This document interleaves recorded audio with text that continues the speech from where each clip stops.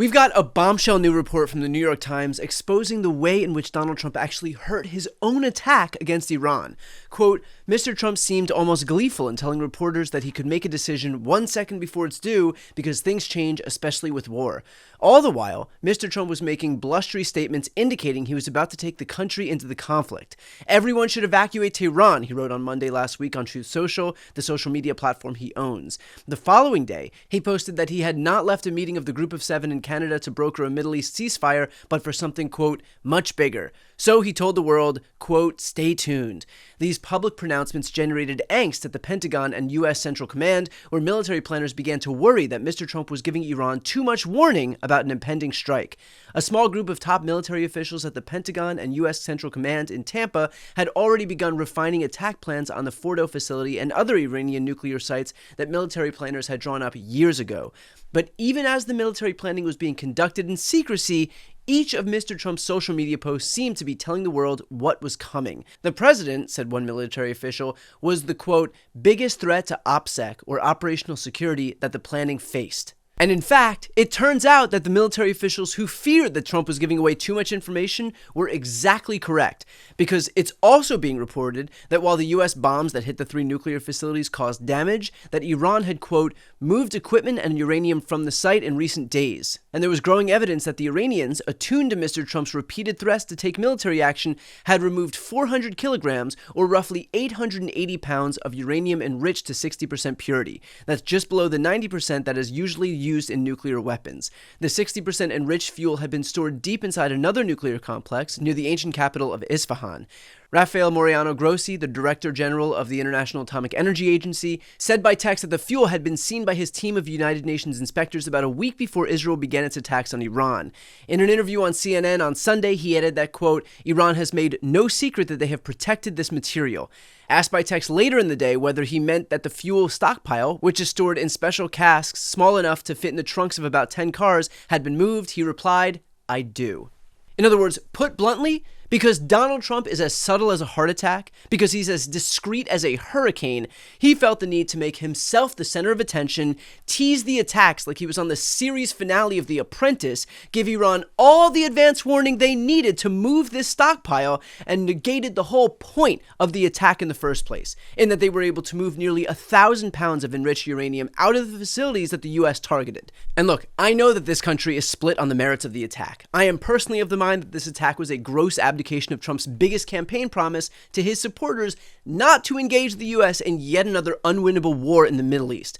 I'm also of the mind that the power belongs to Congress to declare war, not the president, a point that even Republican lawmaker Thomas Massie echoed when he wrote, "This is not constitutional." But even if you support the attack, wouldn't you actually want it to work? If you're going to sign up for what may very well erupt into a full-scale war, shouldn't at least it be worth it? And yet this president is so insatiably thirsty for attention that he could not shut the fuck up for long enough to actually make an already unpopular strike worthwhile. All he had to do was not vomit out his little threats on Truth Social, and he could have actually accomplished the stated goal of this mission. But because he has the self-control of a toddler near cake, this unpopular and illegal strike was also ineffective. The reality is that it's been cringy enough watching all of these purported anti-war doves in the Republican Party contort themselves into pretzels to approve of Trump's hawkish attack on Iran. People like, for example, RFK Jr. If you want to avoid nuclear war, I strongly urge you to vote for Donald Trump. In fact, I would go so far as to say that a vote for Kamala Harris is a vote for nuclear war. And Tulsi Gabbard. A vote for Kamala Harris is a vote for Dick Cheney, and it's a vote for war, more war, likely World War III and nuclear war.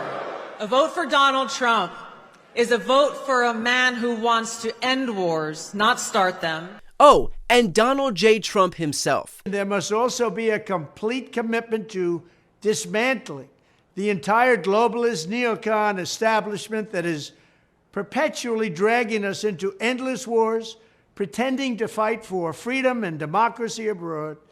We should have never gone into the Middle East. We should have never gone into the Middle East. Under my leadership, we will turn the page forever on those foolish, stupid days of never-ending wars. We're rebuilding our military stronger than ever before, and we are not going to deplete it again on stupid, senseless, endless wars. I was the first president in decades who didn't start a war. And the worst, most incompetent, most corrupt president in history is going to drag us into World War III.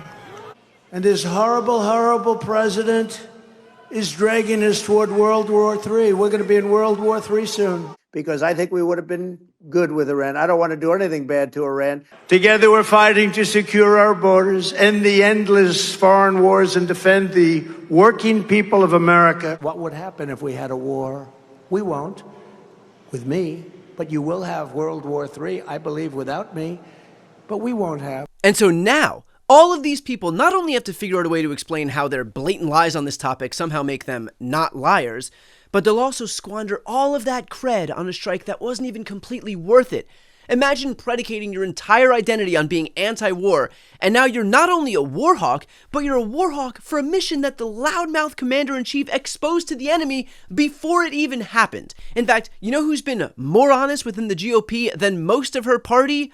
Marjorie Taylor Greene. Tell you what, 6 months in, Steve, and here we are, turning back on the campaign promises, and we bombed Iran on behalf of Israel. Yes, it was on behalf of Israel. We're entering a nuclear war, the World War III, because the entire world is going to erupt. And you want to know the people that are cheering it on right now? Their tune is going to drastically change the minute we start seeing flag-draped coffins on the nightly news, on Fox News that brainwashes all the baby boomers, and on CNN that brainwashes all the Democrat baby boomers.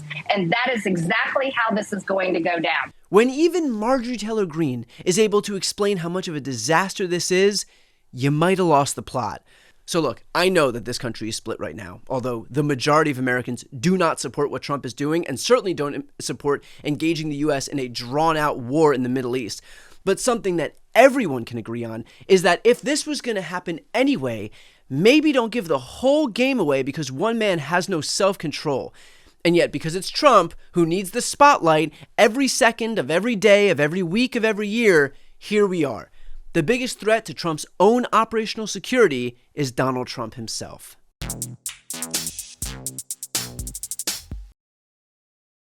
Before you go, if you enjoyed this content and you want to see more and support independent media, please subscribe to this channel. The subscribe button will be right here on the screen. But second, the reality is that we are now in a political environment where this administration can lean on any of the social media platforms to suppress certain voices if they don't like critical coverage. That means my longevity here is in the hands of a few tech billionaires who are already making it clear that they are willing to cater to this administration. To that end, signing up for my newsletter is a way for me to reach you directly if that ever becomes necessary. I'll put the link right here on the screen as well, so please sign up. It's free, but there's also an option to do a paid subscription if you'd like to support me and my team. I really appreciate it. Thanks so much for watching.